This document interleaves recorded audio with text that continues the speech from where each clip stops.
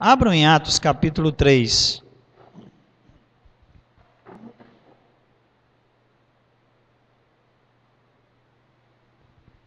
Atos capítulo 3. Vamos estar lendo a partir do versículo 1.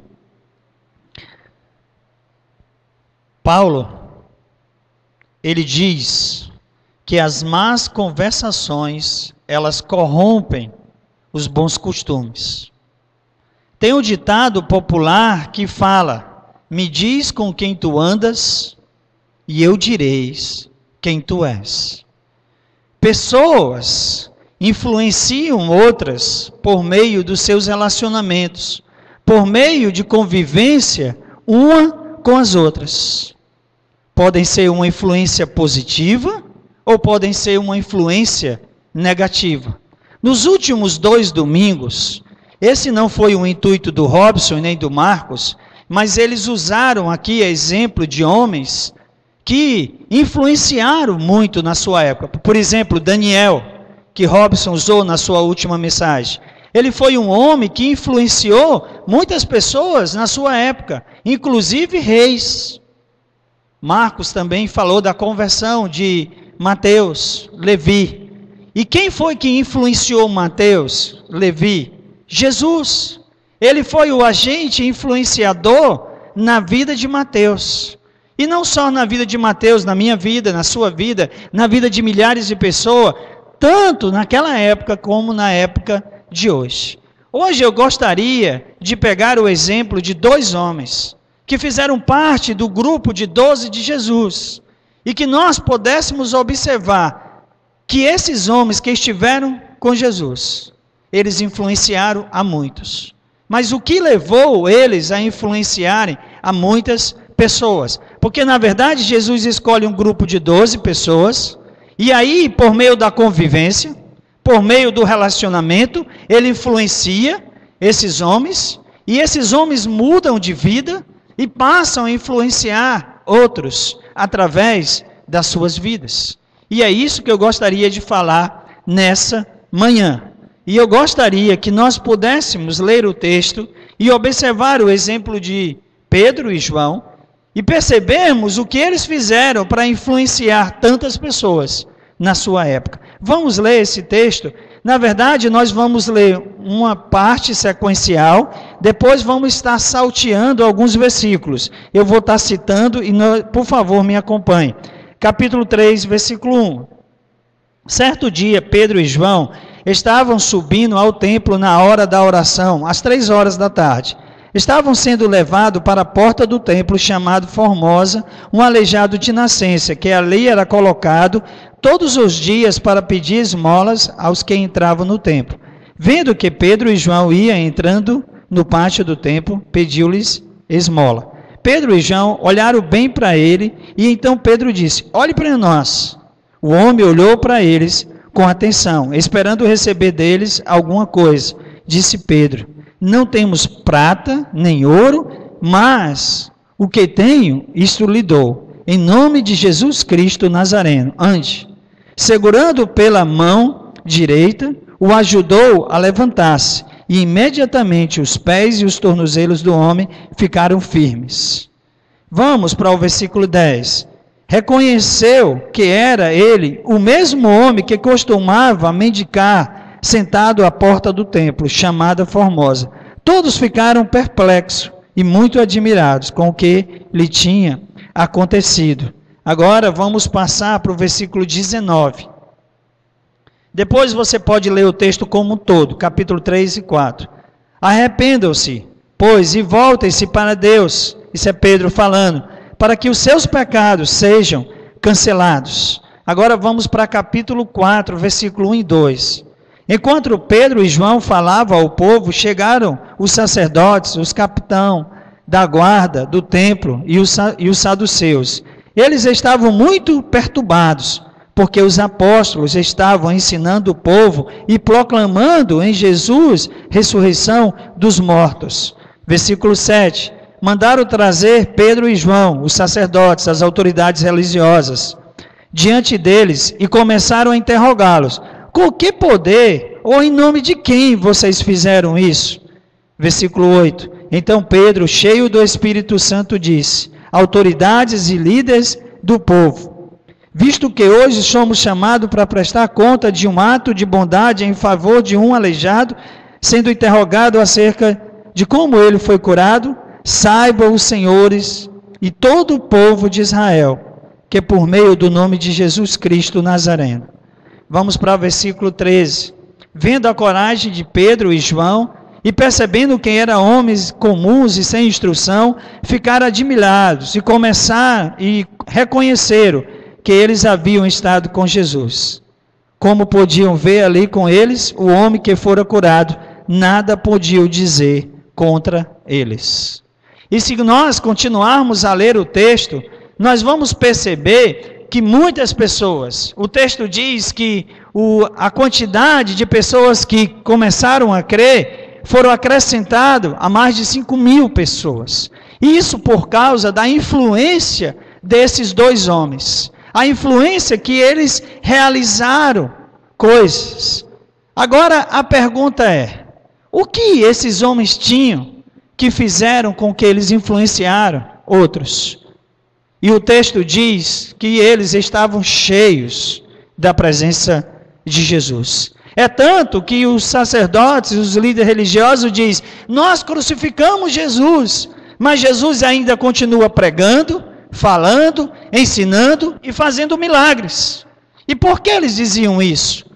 Porque Pedro e João tinham a presença de Jesus em suas vidas. Eles estavam cheios da presença de Jesus na vida deles. Por isso, eles fizeram o que fizeram. Meu irmão, meu amado, o maior meio de evangelismo da igreja não são os sermões, mas são a vida de homens e mulheres que têm a presença de Jesus em suas vidas. Esse é o maior meio de evangelismo que a igreja tem. E foi através do testemunho de Pedro e João, através da presença de Jesus na vida deles, que eles conseguiram influenciar grandemente aquelas pessoas que estavam ali naquele momento. Quais as atitudes realmente que esses homens tiveram que fizeram a diferença para que eles conseguissem revolucionar naquele momento tantas pessoas, causar um tumulto tão grande naquele templo? Vamos lá. A primeira atitude que eles tiveram foi que eles tinham fome da presença de Jesus. Esses homens tinham fome da presença de Jesus.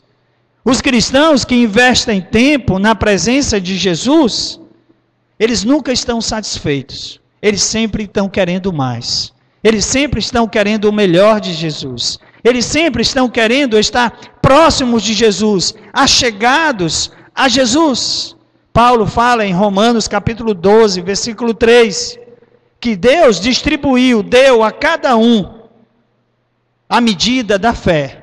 Mas que medida é essa? Que medida será essa que Paulo está falando? Será que é tudo que o cristão precisa para a sua vida, para o decorrer da sua vida? Não, é uma medida limitada, uma medida inicial, é uma medida para que nós possamos começar a andar na nossa vida em Cristo Jesus.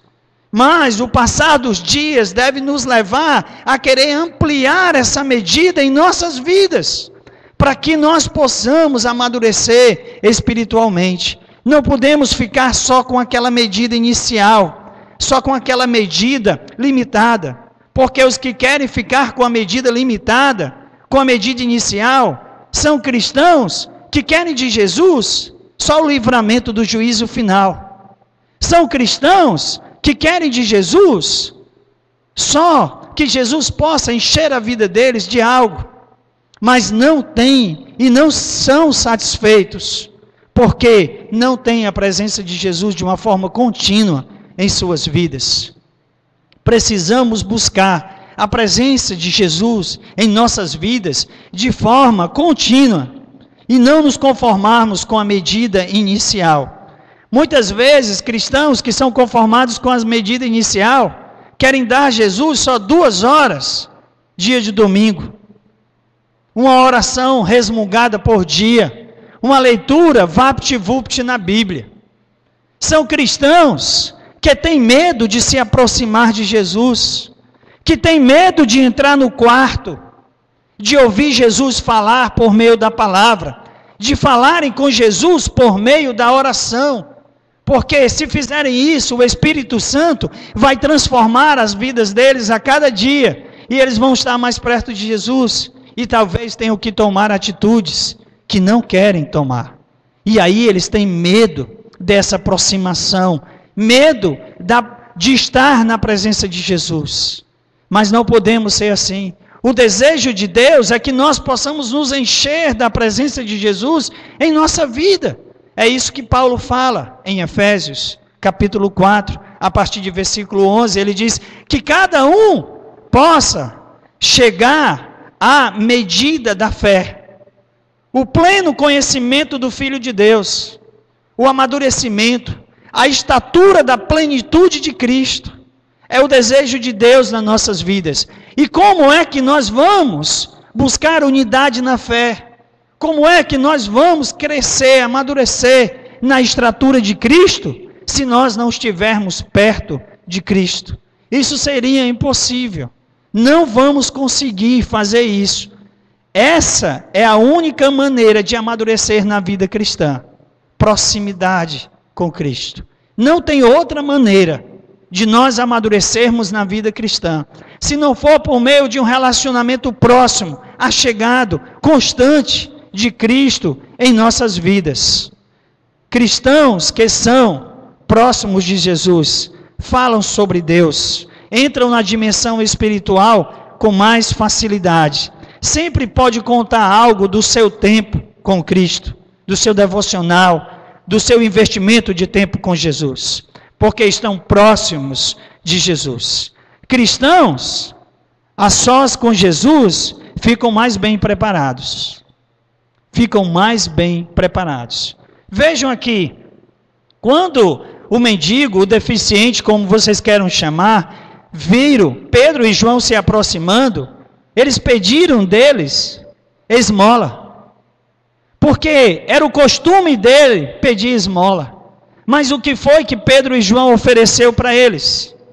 Ouro, prata, esmola? Não, ele diz: o que tenho eu te dou. E o que é que eles tinham? Jesus. Eles disseram: em nome de Jesus, o Nazareno, que tu seja curado. Eles ofereceram a presença de Jesus na vida daquele homem. Quem curou não foi Pedro, não foi João, foi a presença de Jesus na vida dele, que entrou na vida daquele homem, e aquele homem pode ser mudado. Eles estavam preparados para dar àquele homem muito mais do que esmolas. Por quê? Porque eles estavam cheios da presença de Jesus.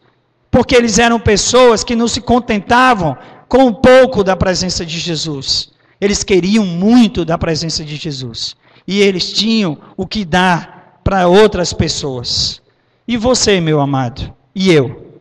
Quando as pessoas se aproximam de nós, o que temos dado para as pessoas? Esmolas? É esmolas que temos dado para as pessoas? Ou será que temos tão cheio de Jesus, que temos transformado a vida das pessoas por meio da nossa influência, da presença de Jesus em nossas vidas? O que temos feito? As pessoas nos procuram e nós oferecemos o que para elas? O que temos oferecido para as pessoas? Ou será que nós somos simplesmente mais um evangélico no meio da multidão de evangélicos que existe no Brasil? Nós somos mais um daqueles que vêm para a igreja no domingo, que participam das atividades. Nós somos mais um daqueles que se dizem crentes. Será que somos assim? Ou será que dia a dia nós temos entrado na porta do nosso quarto, fechado a porta, temos falado com Jesus por meio da oração e temos ouvido Jesus por meio da sua palavra, e estamos cheios da presença de Jesus e temos mais o que oferecer para as pessoas? Será que tem acontecido isso na sua vida, na minha vida? Não esqueça, meu amado, o que fará diferença, o que fará com que você seja uma influência na vida das pessoas, é a presença de Jesus na sua vida. Não é você mesmo, não é o teu poder, a tua oratória, a tua falácia, não é nada disso. É o poder de Jesus em você que vai fazer a diferença. Por isso, como esses homens, nós precisamos ter fome da presença de Jesus em nossas vidas. A segunda atitude que esses homens tiveram, que influenciaram outros na sua época, foi que eles eram pessoas ousadas. E o texto diz isso, que eles foram ousados. E percebendo a ousadia deles, tudo veio a acontecer. Cristãos que investem tempo na presença de Jesus, cristãos que estão cheios da presença de Jesus em suas vidas, dia a dia são transformados mais à imagem de Jesus. Estão mais perto de Jesus, perto da transformação pessoal de Jesus, através da pureza, da santidade e do amor. E aí esses cristãos ganham força, coragem, ousadia. Vejam aí o texto. O texto diz que os líderes religiosos olharam para Pedro e João, vendo quem eles eram. E quem é que eles eram? Pescadores, homens humildes, indoutos, incultos. E foi esses homens humildes, sem cultura, que estavam lá, ousados, na presença deles. E aí, o texto não fala, mas eu creio, e queria tentar passar isso para vocês, que quando Pedro e João foram chamados diante das autoridades, que entraram naquela sala, eu creio que estavam lá as autoridades religiosas, os sacerdotes, muito bem vestidos, cheios de pompas, sentados em suas cadeiras enormes, aveludadas, sendo reverenciada por aqueles que estavam presentes, tudo isso para intimidar Pedro e João. E aí eles dizem para eles no versículo 7, no nome de quem? Ou no poder de quem vocês fizeram isso? E vejam o versículo 8 diz que Pedro estava cheio do Espírito Santo. Na verdade, Pedro estava cheio da presença de Jesus em sua vida. E foi essa presença de Jesus na vida dele que fez a diferença, que fez com que ele fosse ousado, corajoso diante de toda a autoridade. Eu gostaria, ao invés de falar, ler o que eles responderam. Capítulo 4, versículo 9. Olha a resposta de Pedro para os líderes religiosos. Visto que hoje somos chamados para prestar contas, 4:9, de um ato de bondade em favor de um aleijado, sendo interrogado acerca de como ele foi curado, saibam os senhores e todo o povo de Israel, que por meio do nome de Jesus Cristo Nazareno, a quem os senhores crucificaram, mas a quem Deus ressuscitou dentre os mortos, esse homem está aí curado diante dos senhores. Este Jesus é a pedra que vocês construtores rejeitaram e que se tornou a pedra angular. Será que essas palavras diante das autoridades religiosas foram palavras de alguém ousado? De alguém que teve coragem? Será que demonstra ousadia e coragem nessas palavras? Com certeza. Ousadia nas palavras desses dois homens. Essa foi a resposta dele.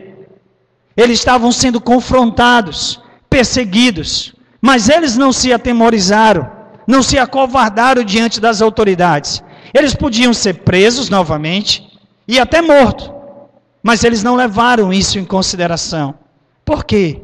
Porque eles estavam cheios da presença de Jesus na vida deles. E este enchimento fez com que eles tivessem ousadia para falar de Jesus, para dizer na cara dos líderes religiosos, esse Jesus que vocês crucificaram, foi esse mesmo que curou esse homem. Essa é uma força, uma coragem, uma ousadia que vem de dentro, que é maior do que você mesmo, e que só é conquistada, só é absorvida, só é ganha por meio da presença de Jesus em nossas vidas. E nós, como somos perseguidos, confrontados, o que temos feito? E você, quando é confrontado na universidade? Você que estuda física, sei lá, né, Edvan? A Edvan tantas vezes falou, que acreditam na evolução ou não acredita em nada. O que você diz quando é confrontado? Fica calado? Você se torna mais um no meio da multidão, dos físicos que existe? Ou será que nós temos peito, coragem de fazer como esses dois homens e nos declararmos quem nós somos? Eu já falei uma vez aqui, no meio dos cristãos, dos evangélicos, como vocês queiram chamar, tem cheio de 007. Sabe o que é? 007? São agentes secretos. Tem muitos cristãos que são agentes secretos. Ninguém sabe, ninguém viu, ninguém conversa com eles. Mas por quê? Por que será que são agentes secretos? Porque falta presença de Jesus em suas vidas. Para que tenham coragem de dizer quem são. E não precisa dizer com palavras. Precisa dizer com exemplo. Eles aqui não falaram muita coisa. Eles foram lá e fizeram o que tinham que fazer. Curar aquele homem. Investir na necessidade de alguém que precisava. Isso é demonstração de ousadia. Será que as pessoas nos conhecem porque somos ousados? Será?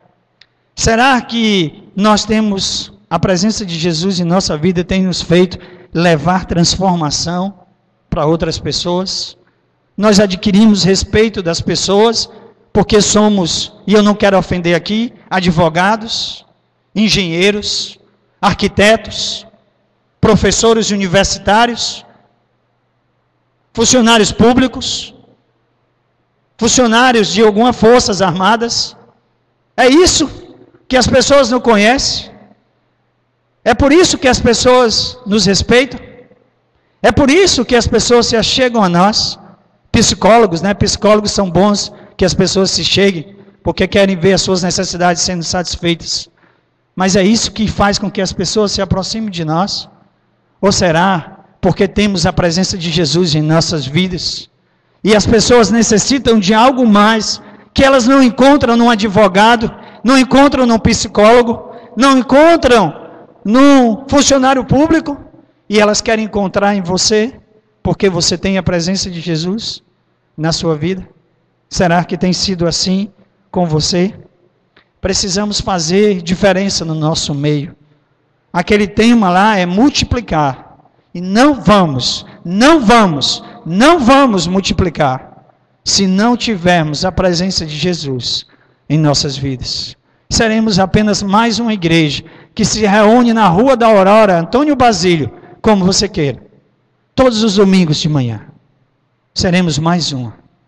Mas se a presença de Jesus estiver nas nossas vidas, e se a presença de Jesus for exalada em nós, nós seremos a igreja de Jesus, e não mais uma igreja nessa cidade.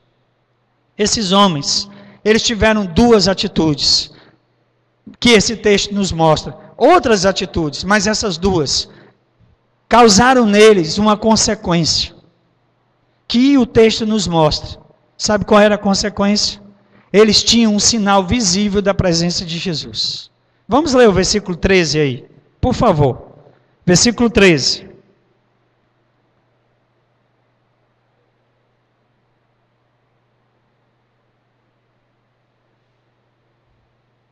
Vejam aí, 13:4, tá? Vendo a coragem de Pedro e João, e percebendo que eram homens comuns e sem instrução, ficaram admirados. Olha a outra parte. E reconheceram os que eles haviam estado com Jesus. Reconheceram que eles haviam estado com Jesus. Ou seja, estavam dizendo, esses homens encontraram Jesus. Nós crucificamos Jesus, matamos Jesus, mas esses homens continuam encontrando Jesus. Como que isso é possível? Era mais ou menos isso que as autoridades religiosas estavam dizendo. O mestre deles, o líder deles, foi crucificado. Mas nós podemos perceber a presença de Jesus na vida deles. Pedro e João, eles tinham uma evidência, um sinal claro da presença de Jesus em suas vidas. Eu fico imaginando os líderes religiosos discutindo entre si, porque eles não poderiam negar, o texto diz, o homem foi curado, o homem estava lá, desde de nascença, era aleijado, e agora estava curado, estava lá junto com eles, eles não poderiam negar aquilo. E eu fico imaginando aqueles sacerdotes, os líderes lá, discutindo entre eles, dizendo: e agora, o que é que nós vamos fazer? O que é que nós vamos dizer? O que é que nós vamos dizer para o povo? O que é que nós vamos dizer para eles mesmos? Se nós próprios reconhecemos um sinal visível da presença de Jesus na vida deles, o que nós vamos fazer? E eu acho que Pedro olhou para João e disse assim: eles acham que nós encontramos Jesus há algum tempo atrás, mas eles esquecem que nós encontramos Jesus todos os dias. E quando sairmos daqui, nós vamos encontrar Jesus novamente, junto com os irmãos. A presença de Jesus era clara e visível na vida daqueles homens. Irmãos, é isso que acontece com homens e mulheres que entram no seu quarto, buscam a presença de Jesus. Quando eles saem dali, por onde for que eles andarem, eles estarão com a presença de Jesus em suas vidas. Estarão inalando a presença de Jesus. O cheiro vai estar contaminando. Sabe quando você entra num elevador e aquelas pessoas usam aquelas colônias ou perfume, como você queira chamar, bem forte, bem doce, e que você fica com um cheiro insuportável, às vezes? Os cristãos têm que fazer isso. Inalar, exalar o cheiro de Jesus para as pessoas. E isso acontece exatamente na vida de homens e mulheres, que podem ser qualquer um de nós, que temos a presença de Jesus em nossas vidas. E as pessoas vão reconhecer a presença de Jesus na vida daqueles que têm. Cristãos precisam ter a presença de Jesus em suas vidas, para que o sinal visível de Jesus possa estar em suas vidas e que eles possam ter ousadia.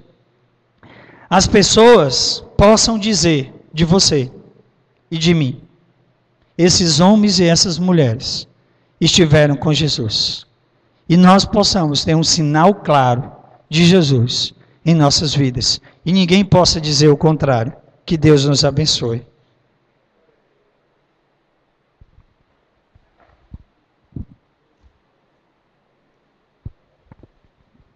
Convido a igreja a ficar de